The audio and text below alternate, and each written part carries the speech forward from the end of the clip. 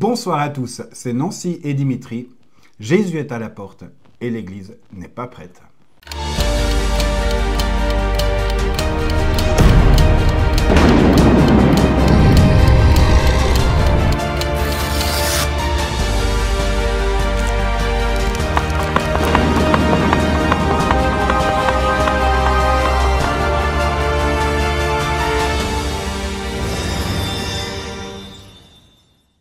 Ce soir, on va vous parler du thème de la dernière génération. La dernière génération, c'est la génération qui ne mourra pas avant de voir Jésus revenir. C'est plutôt réjouissant. Et nous avons la conviction que vous et nous sommes cette dernière génération. Alors laissez-nous vous faire découvrir dans la Bible les textes qui nous font affirmer que nous sommes bel et bien cette dernière génération. Alors voilà, comme l'a dit Dimitri, la dernière génération, c'est la génération qui ne mourra pas, la génération qui verra le Seigneur Jésus revenir. Et dans la Bible, on parle de cette dernière génération.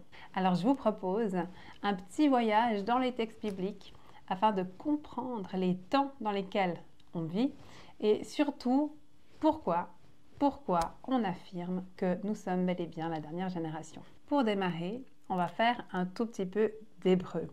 Pour bien comprendre les textes, je vous propose déjà d'étudier ce mot « dernière génération » qui se dit « Dor Aharon ». Aharon, ça veut dire « dernier ». Ce mot peut aussi être traduit par « ensuite »,« avenir »,« futur ». Mais sans contexte, sans interprétation, il faudrait traduire par « dernier ».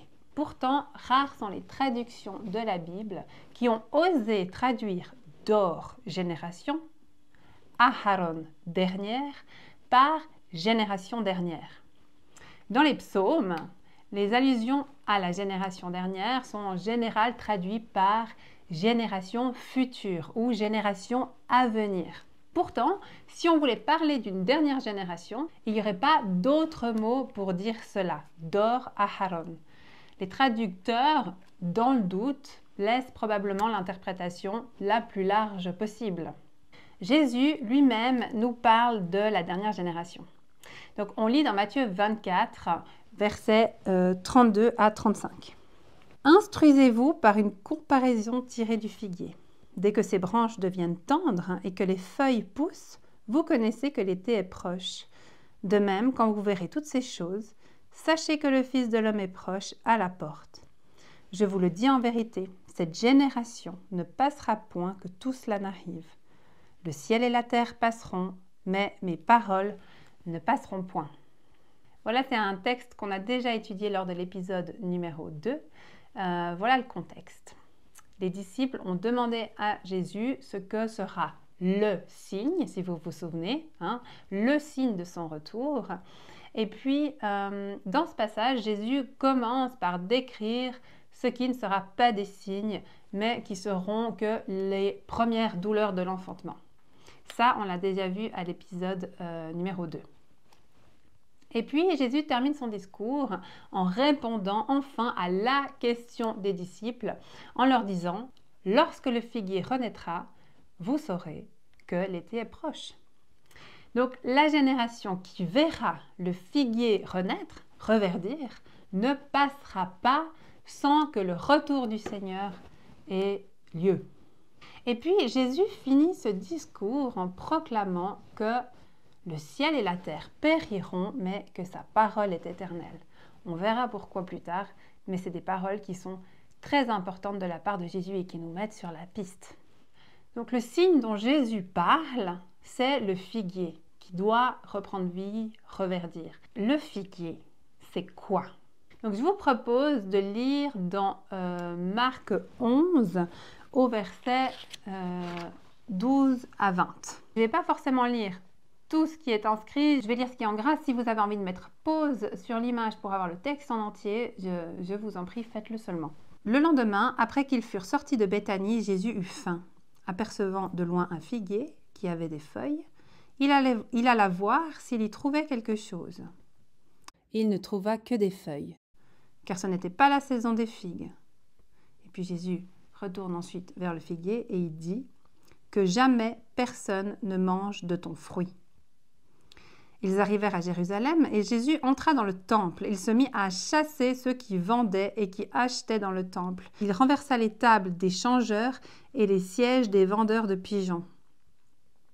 Et il leur dit, « N'est-il pas écrit, ma maison sera appelée une maison de prière pour toutes les nations, mais vous, vous en faites une caverne de voleurs. » Et puis, le matin suivant, le matin en passant, à partir du verset 20, le matin en passant, les disciples virent le figuier séché jusqu'aux racines. Pierre, se rappelant ce qui s'était passé, dit à Jésus, « Rabbi, regarde le figuier que tu as maudit, a séché. » Donc voilà, dans ce passage, on voit que Jésus a faim.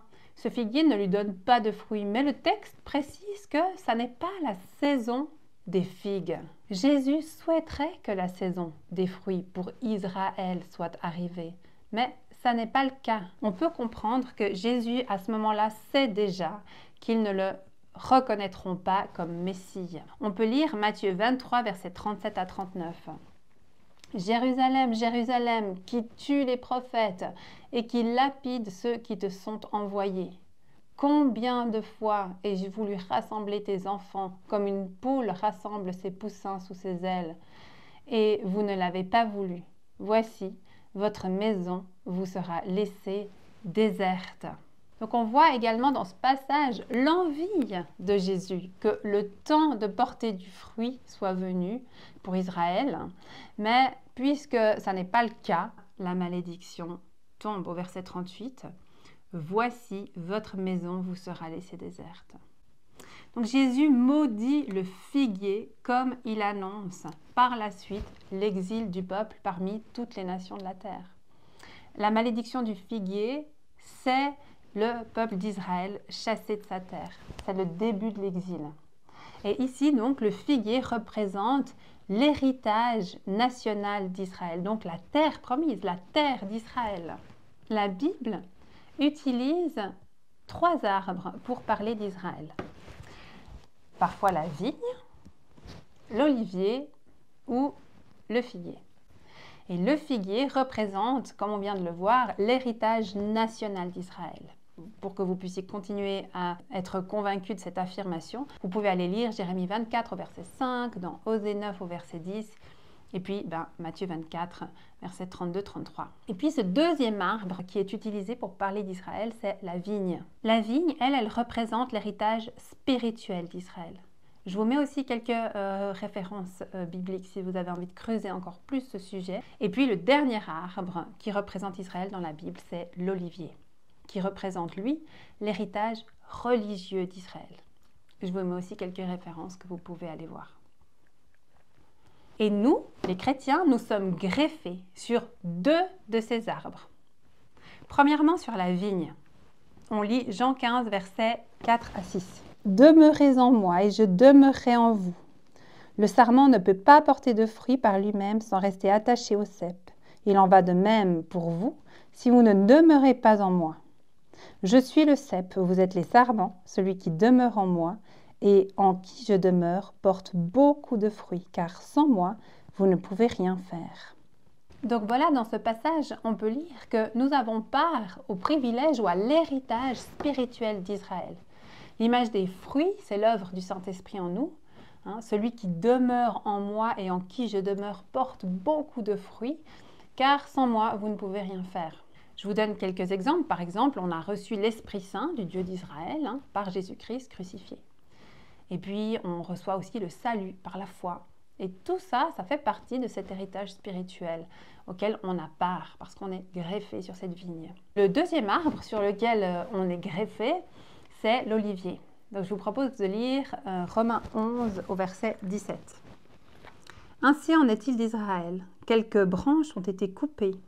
Et toi, qui par ton origine païenne étais comme un rameau d'olivier sauvage, tu as été greffé à leur place, et voici que tu as part avec elle à la sève qui monte de la racine de l'olivier cultivé. » Et oui, dans ce passage, en effet, on voit qu'on a part à l'héritage religieux d'Israël. Toi qui étais d'origine païenne, tu as été greffé. Donc toi qui étais d'une religion grecque, sur un olivier sauvage, maintenant tu es planté sur l'olivier cultivé. Tu as part à la sève qui monte des racines. Donc les racines de notre foi, c'est quoi? C'est par exemple les 10 commandements. Ou l'histoire d'Abraham, la Bible dit qu'il est notre Père. On pense aussi à notre foi qui est fondée sur les histoires, les récits de personnages comme Adam et Ève, bien sûr Abraham, Isaac, Jacob, Joseph, Moïse, et puis les prophètes, Esther, Ruth, David, etc. Tout ça, ça fait partie de notre héritage religieux. On voit qu'on est bien greffé aussi sur cet olivier. La Bible le dit. Mais voilà, il y a un arbre sur lequel on n'est pas greffé et qui représente Israël, c'est le figuier. Sur cet arbre, nous ne sommes pas greffés. Nous n'avons pas part à l'héritage national d'Israël. On peut croire en Dieu, le servir, être habité par son Saint-Esprit, mais il n'y a rien que nous puissions faire pour devenir citoyens de l'État d'Israël. La terre d'Israël ne nous appartient pas. Et dans Matthieu 24, Jésus dit de même, quand vous verrez. Donc nous sommes ceux qui allons voir le figuier reverdir. Jésus veut que nous regardions Israël. D'après les prophéties, la réalisation des promesses de Dieu pour Israël va mener à ce que de nombreuses nations reconnaissent la grandeur et la majesté de leur Dieu, du Dieu d'Israël. On va reprendre ce texte de Matthieu 24. Jésus nous dit que la génération qui verra la résurrection d'Israël en tant que nation sera celle qui verra le retour du Seigneur. Et puisque la malédiction qui fait sécher le figuier, c'est l'exil, eh bien la bénédiction, on le comprend, de voir le figuier reprendre vie, c'est la résurrection de l'État d'Israël et le retour du peuple dans son pays. Et puis Jésus termine par ces paroles. Le ciel et la terre passeront, mais mes paroles ne passeront point. Mais finalement, pourquoi est-ce que Jésus termine avec ces paroles-là? C'est une vérité absolue, c'est sûr, mais pourquoi cette vérité-là plutôt qu'une autre? Pourquoi il n'a pas parlé de la toute-puissance de Dieu, de sa sainteté, sa fidélité, sa justice? Non. Pourquoi proclamer que le ciel et la terre sont périssables, mais que la parole de Dieu ne l'est pas? Alors pour mieux comprendre, il nous faut chercher sous les paroles de Jésus un texte des Écritures, un texte de l'Ancien Testament. On se rappelle que la Bible de Jésus, c'était l'Ancien Testament, que lui appelait les Écritures, et que très souvent, sous les paroles de Jésus, on peut trouver un texte des Écritures qui soutiennent ce que Jésus dit. Et un des textes de l'Ancien Testament dans lequel on nous parle d'une dernière génération, c'est le psaume 102. Et ce psaume est considéré par les sages d'Israël comme un psaume eschatologique et prophétique, qui parle donc de la fin des temps. On l'a vu déjà, son champ lexical, on l'a vu dans le cours numéro 2 sur les prophéties déjà réalisées. Donc on a vu dans ce psaume que ce champ lexical qui est utilisé nous fait penser explicitement à un juif prisonnier des camps de la mort lors de la Shoah. Et puis donc ce psaume se présente en 4 parties. Donc lors du dernier cours, de l'épisode numéro 2 des prophéties déjà réalisées, on a déjà vu ensemble ces 2 premières parties. Donc je résume un petit peu. Donc la première partie, c'est ce grand malheur. Psaume 102, on lit versets 4 à 12. « Comme une fumée, mes jours passent. J'ai comme un brasier dans les eaux. Pareil à l'herbe fauchée au soleil, j'ai le cœur desséché. J'en oublie de manger mon pain. À force de gémir, je n'ai que la peau sur les os. Je suis devenue comparable à la corneille du désert. Je suis pareil au chat-huant qui hante les lieux désolés. Je reste privé de sommeil. Je ressemble à un oisillon resté seul sur un toit. Mes ennemis ne cessent de m'insulter. Ils se moquent de moi, souhaitant à ceux qu'ils maudissent de subir mon malheur. Je me nourris de cendres au lieu de pain, et ma boisson est mêlée de mes larmes. Dans ton indignation et ta colère, tu m'as saisi, puis tu m'as rejeté. Tout comme l'ombre qui s'étire, mes jours déclinent, et je suis comme l'herbe qui se dessèche. » Alors voilà, dans ces premiers versets, on voit ce psalmiste qui est dans la complainte du terrible malheur qui est en train d'arriver à Israël. Dans la deuxième partie, c'est, je dirais, la partie eschatologique. On lit Psaume 102, versets 13 à 18. « Mais toi, Éternel, tu règnes à perpétuité, et ta mémoire dure de génération en génération. Tu te lèveras, tu auras pitié de Sion, car le temps d'avoir pitié d'elle, le temps fixé est à son terme. car tes serviteurs en aiment les pierres, ils en chérissent la poussière. Alors les nations craindront le nom de l'Éternel, et tous les rois de la terre ta gloire. Oui, l'Éternel rebâtira Sion, il se montrera dans sa gloire. Donc voilà bel et bien une partie eschatologique de ce psaume, puisqu'on voit cet espoir renaître et le psalmiste qui dit que le temps fixé, le temps d'avoir pitié de Sion, le temps fixé est à son terme. Le jour de l'Éternel est proche. Israël sera rassemblé dans sa terre et le Seigneur rebâtira Sion, c'est-à-dire Jérusalem.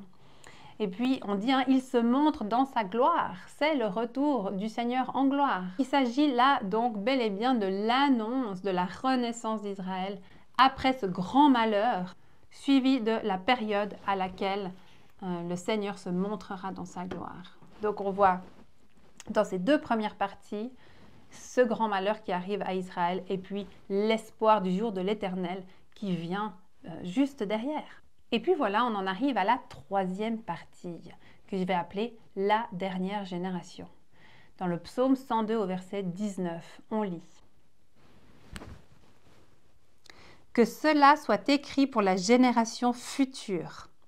Ici, c'est bel et bien les mots d'Or Aharon qui sont utilisés, que le traducteur a traduit par génération future.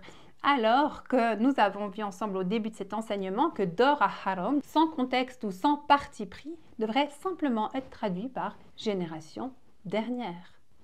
Donc ici, que cela soit écrit pour la génération dernière et que le peuple qui sera créé célèbre l'Éternel. Donc après avoir annoncé le retour du peuple et puis la reconstruction de Jérusalem, le psalmiste annonce une dernière génération, ou finalement une génération suivante. Au final, les deux traductions sont possibles, puisque la dernière génération, c'est celle qui verra renaître l'État d'Israël, et c'est celle qui vient bel et bien après ce grand malheur qui arrive à Israël. Ce que le psalmiste dit, c'est que cela soit écrit pour la génération dernière. Ce psaume est donc écrit spécifiquement pour cette génération, pour la dernière.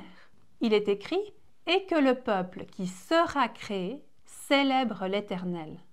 Et ce peuple qui sera créé, c'est qui? C'est quoi? Le texte dit que ce peuple sera créé au temps de cette dernière fameuse génération. Nous avons appris certaines clés pour comprendre les prophéties. Et une de ces clés, si vous vous rappelez bien, c'est que la loi est l'ombre des choses à venir. Dieu a choisi Israël et en a fait son peuple.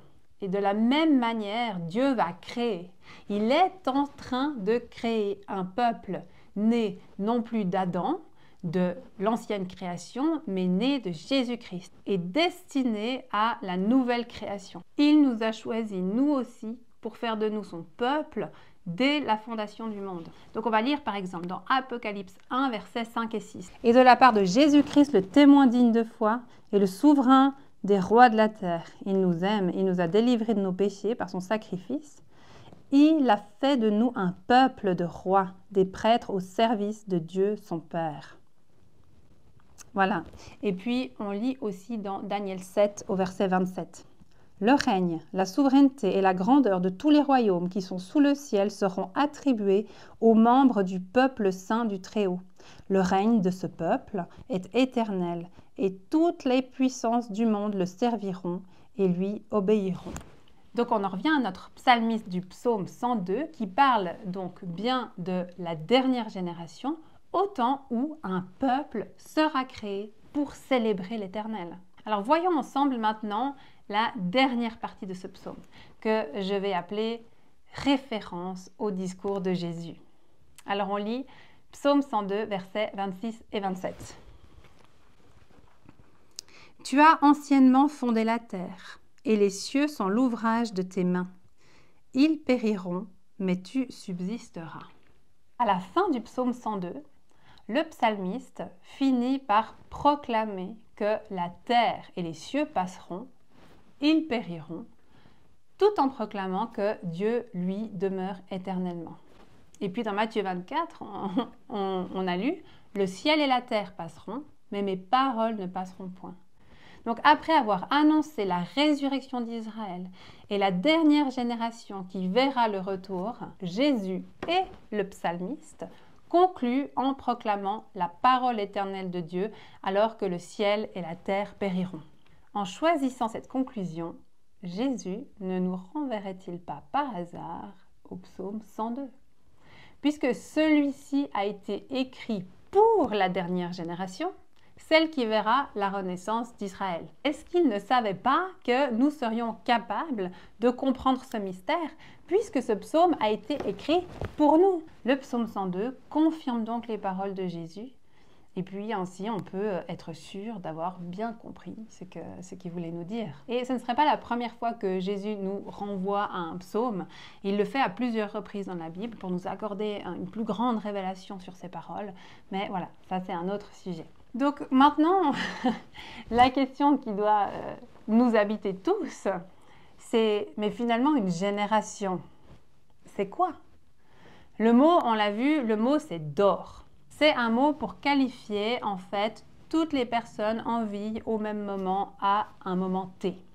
Par exemple, quand Jésus traite les pharisiens de race de vipères, il dit génération de vipères. Dor, en fait, ce sont toutes les personnes installées ensemble autour du feu dans le désert, du plus jeune au plus vieux. Le temps d'une génération, c'est donc le temps d'une vie. Le temps d'une vie, c'est combien? Avant le déluge, par exemple, le temps d'une vie, la Bible nous le dit, c'était environ 900 ans. Et puis, on nous dit aussi que Moïse est mort à l'âge de 120 ans. Et puis aujourd'hui, on sait qu'en France, par exemple, l'espérance de vie, c'est 79,2 ans pour les hommes et puis 85,3 pour les femmes. Ou en 1850, par exemple, l'espérance de vie est de 43 ans. Il faut quand même préciser que la mortalité infantile fait chuter cette moyenne furieusement.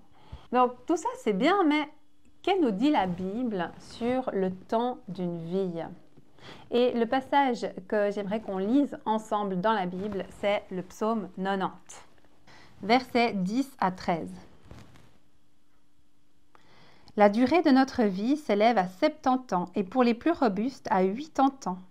Mais l'orgueil qu'ils en tirent n'est que peine et misère, car le temps passe vite et nous nous envolons.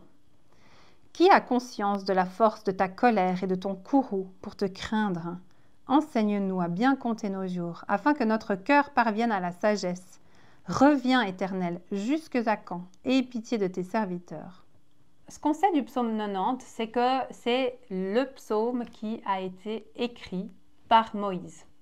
Il l'a écrit dans le désert lors de la sortie du peuple d'Israël d'Égypte. Donc Moïse est âgé de 80 à 120 ans, puisque le peuple a passé 40 ans dans le désert et que Moïse est mort à 120 ans. Du coup, vous comprenez mon calcul.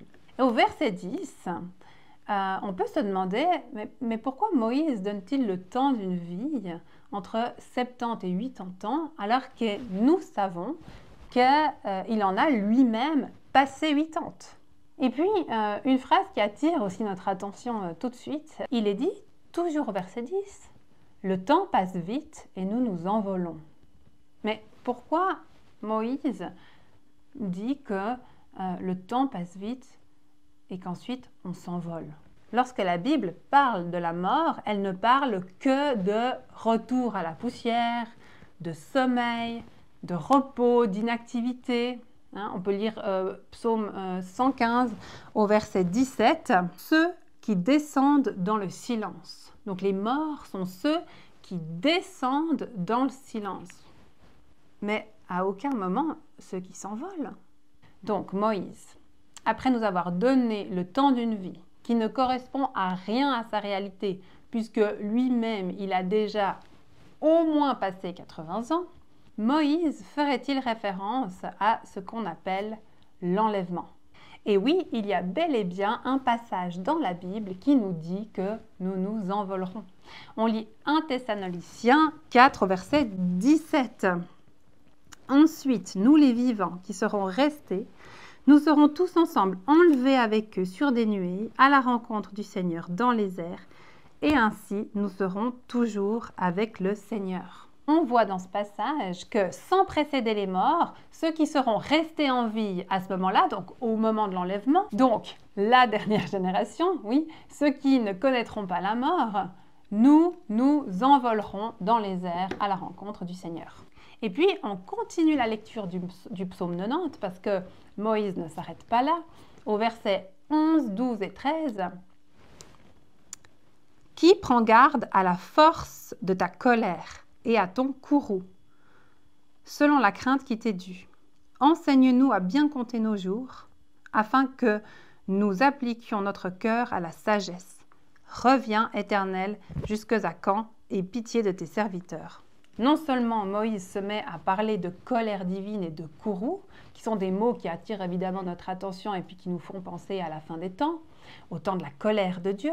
Et puis au verset 13, Moïse appelle lui-même, comme l'Esprit et l'Épouse, nous le dit dans l'Apocalypse, il appelle au retour du Seigneur. Reviens, Éternel, jusque à quand? Voici donc une indication biblique qui répond à la question « Le temps d'une vie, c'est quoi ?» Jésus a fait une promesse à cette génération. Il a promis à cette génération qu'elle ne passerait pas, qu'elle ne disparaîtrait pas. Cette durée de vie doit donc correspondre à une durée de vie d'une personne née en 1948. Puisque la génération qui est née en 1948, qui a vu la renaissance d'Israël, ne doit pas disparaître avant que le Seigneur revienne. Donc j'ai regardé l'espérance de vie à la naissance en 1948. Donc d'après ma recherche, l'espérance de vie à la naissance en 1948, c'est environ 60 à 65 ans. Mais voilà, comme on l'a vu avant, la mortalité infantile fait en réalité baisser cette moyenne de manière drastique. Donc, j'ai fait une recherche un petit peu plus précise et ce qu'on apprend, c'est que si la génération atteint l'âge adulte, alors elle va probablement pouvoir vivre jusqu'à 75 ou 85 ans. Donc, on peut se dire que Moïse, en parlant de 70 à 80 ans, a été absolument et justement inspiré. Puisque comme on l'a vu, ça ne correspond pas à sa réalité à lui qui avait déjà passé 80 ans, mais ça correspond bel et bien à notre réalité à nous. On voit que le chiffre de entre 70 et 80 est absolument et complètement cohérent. Faisons donc un petit calcul. 1948 à 2025, c'est 77 ans. On a fêté les 77 ans du retour d'Israël dans sa terre, le 14 mai 2025, et nous en sommes à la 77e année. Voilà pourquoi nous affirmons que nous sommes bel et bien la dernière génération, que Jésus en a parlé et qu'il a fait en sorte que cette dernière génération, passionnée par sa parole, puisse découvrir dans les textes le message spécifique qui appuie ces dires dans le psaume 102 destiné à la dernière génération pour que nous puissions comprendre. Et puis mis ensemble avec le psaume 90 et toutes les incohérences de la réalité de Moïse, de cet envol qui doit avoir lieu après le temps d'une vie qui ne correspond à rien pour lui, du courroux de Dieu, de sa colère qui doit tomber sur le monde et puis de son appel au Seigneur à revenir.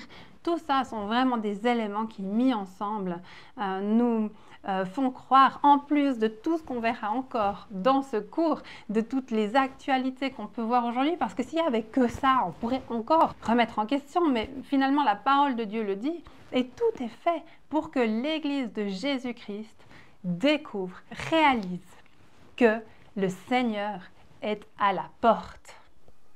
Voilà, merci Nancy. La Bible dit bien que nous sommes la dernière génération. Est-ce que quelqu'un a une meilleure nouvelle que ça? On ne peut que se réjouir. Et si on ne se réjouit pas de cette nouvelle, c'est qu'on n'a pas bien compris qui est Dieu. Le royaume qui nous amène est tellement meilleur que la vie qu'on a maintenant, jusqu'au plus petit détail. Nous sommes la dernière génération. C'est à nous maintenant de veiller, de nous préparer, de surveiller ce qu'il se passe à Israël, de comprendre ce que Dieu est en train de faire, et puis de nous préparer, de nous parer, de nous purifier, de nous rendre prêts pour quand Jésus va venir nous chercher. C'est extraordinaire. Je vais prier maintenant. Oui Jésus, tu viens bientôt, tu viens tout bientôt. Nous sommes tellement reconnaissants, tellement heureux d'avoir ce privilège d'être la génération qui va te voir arriver. Merci pour ça. On n'a rien fait pour recevoir ce privilège. Tout est cadeau, tout est grâce de ta part. Alors Seigneur, travaille-nous à l'intérieur, fais ton œuvre en nous pour qu'on puisse être prêt, pour qu'on puisse être digne de ton retour, pour qu'on puisse préparer un comité d'accueil extraordinaire qui te rende gloire. Parce que c'est toi le roi de gloire. Tu es celui qui vient, tu es celui qui va régner, tu es celui qui va rétablir la terre dans ce qu'elle devait être à l'origine. Mets en nous, Seigneur, mais en toutes les personnes qui regardent cet enseignement, une joie extraordinaire, la joie de l'espérance de ton retour. Remplis-nous, fais-nous déborder de cette joie, Seigneur. Je te prie pour toutes les personnes qui se font du souci, qui auraient bien envie encore de faire quelque chose sur terre. Seigneur, que tu puisses remplacer cette inquiétude par ta joie et ta paix. En ton nom, Jésus. Amen. Amen. On se revoit dans le prochain épisode de cette série d'enseignements bibliques. Ce sera l'épisode 7 et on va parler justement de ce que Dieu est en train de faire avec des prophéties en cours d'accomplissement. On se réjouit beaucoup de vous revoir. Si vous mettez un petit like, si vous partagez cette vidéo ou un commentaire, et d'ailleurs on se réjouit de les lire, ça aidera à faire connaître ce contenu et à propager cette excellente nouvelle. À bientôt!